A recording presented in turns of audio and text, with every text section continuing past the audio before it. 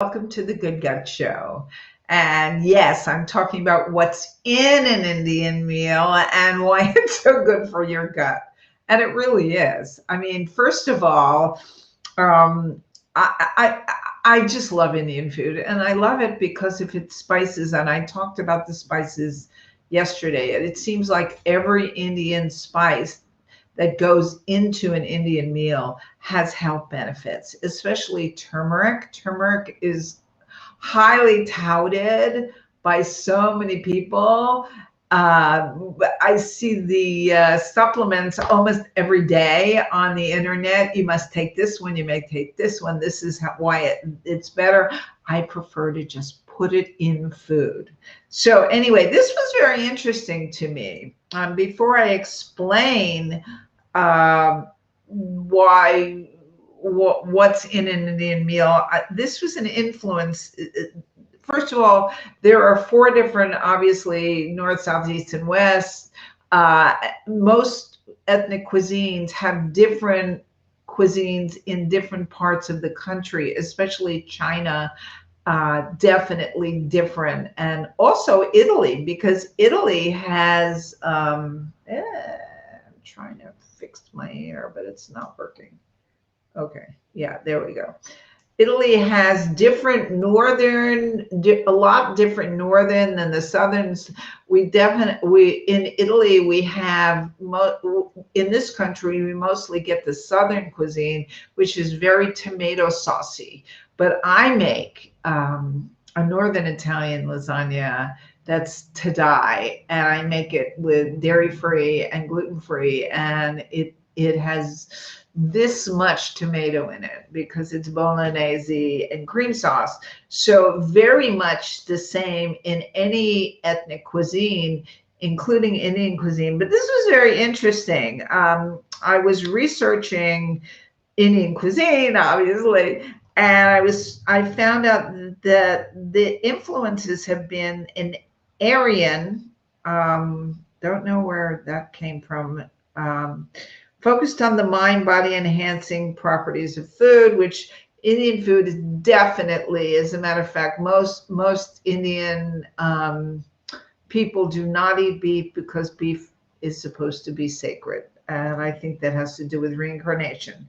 Persian and Arab influences, which led to the Mughal style of cooking with rich, thick gravies and the use of dried fruit and nuts like cashews and almonds in dishes. And some of them have it and some of them don't. British, which gave India its love of tea. Yes, yes, the British love their tea. And if you've ever been to England and the high teas, oh my gosh, they go on for days. And put the European twist into some dishes. Anglo-Indian cuisine was the delicious result. Portuguese, which left its mark on parts of India in the form of dishes like the world-renowned vindaloo and zucchini. And basically, that's true. But what's in an Indian meal is usually, and I actually had an Indian friend, and they used to cook. The women, of course, in an Indian household would sometimes cook for 3 days for a feast day, and yeah, so I got to participate in that. And also, I had a friend who was a Hare Krishna, but I was never a Hare Krishna, and we used to cook at the Feast of the Giant Chariots here, which is a very, I don't even know if they still do it, but it was very popular in Venice, which is one of our little cities on the beach. And Venice used to be known for its artist colonies, now is known for its high rents and high property values. Anyway, Venice, we used to cook there every year, and basically what happened was we would do a lot of frying. There's a lot of frying in India, in Indian food. I do not do the frying stuff, but you can do frying in an air fryer, and I'm going to make gluten-free samosas and see if that's possible. Anyway, but here are the things that are in an Indian meal. First of all, the thing that I love about Indian meals that has tremendous health benefits is yogurt and pickles. Yogurt is, I just put a recipe for banana coconut raita. Raita is a condiment that goes along with Indian cooking that that cools all of the heat from a lot of Indian dishes. And raita is made mostly with yogurt and flavorings, mostly with cucumber, but I love this raita. I've been making it forever and it's just wonderful. So check that out on my website, www.healyourhealthnow.com, and go to the recipes section. And the banana coconut raita is, and it's to die, and it has mustard seeds in it, which, as I talked about yesterday, have healing properties. So, as you know, yogurt has live probiotic bacteria, which can help. They also have lassis, which is a drink with yogurt. Also, I love the idea too that they also have pickles. Pickles, some of them made out of fruits, some of them made out of vegetables. And, both of those, I love of fermented foods. Those are fermented foods. So those are staples in a whole Indian meal. Also, you have lots of vegetables, especially green leafy vegetables like spinach. Recipe for sag paneer, paleo sag paneer, because I do not use a dairy equivalent, and I'm just going to try something that's pressed tofu, that uses pressed tofu instead of the paneer, which is actually a dairy cheese. Or there is the sag paneer recipe uses feta. And also there's another recipe for paneer that is non-dairy and grain-free that uses soaked cashews. So go for it. Go to my website, www.healyourhealthnow.com, and go to the recipes section on the top, and you'll see those. I love those. So green leafy vegetables, very healthy, very important for you to have, as well as other vegetables. They do a lot of cauliflower. There's a lot of tomatoes in Indian cooking.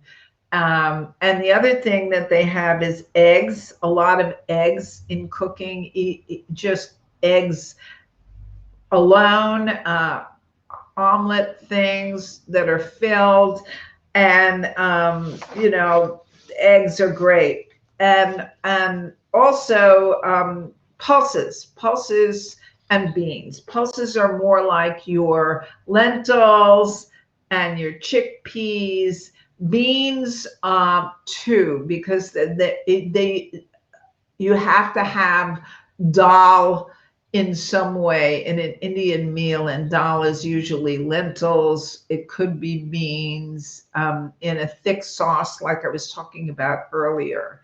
The other thing that is in an Indian meal, definitely part of an Indian meal, is rice.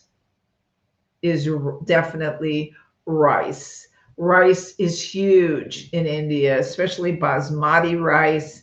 Also, the accompaniment of the naan or the chapati or some kind of tortilla, like naan is really bread dough thrown up against the tandoor.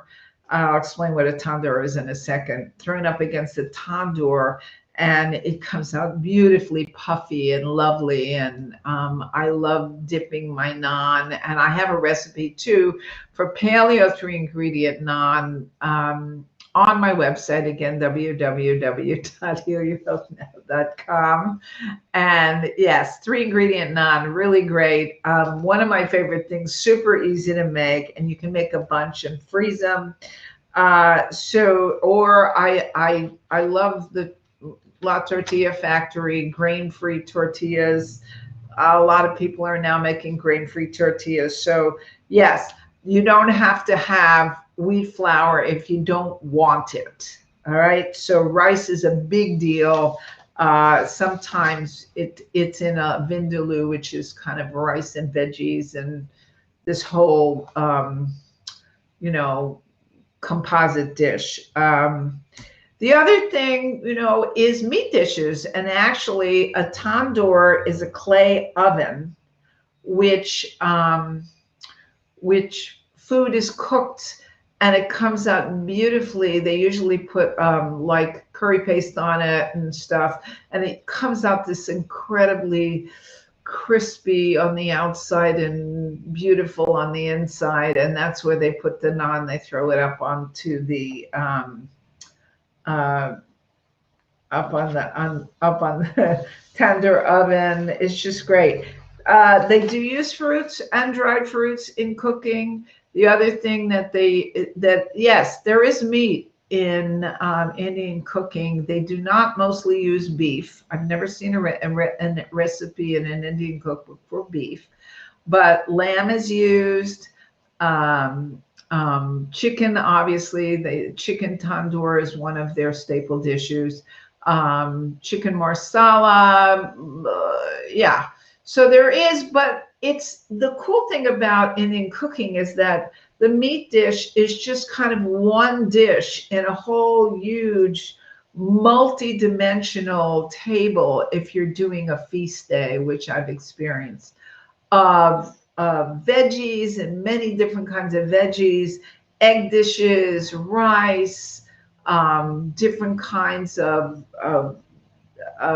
things to either dip into the curries, dip into the sauce, or wrap stuff in. It's just an amazing, multi-dimensional and very healthy cooking. So tomorrow I'm going to talk to you a little bit more about other kinds of recipes, basic recipes in Indian cooking, and I'll see you then.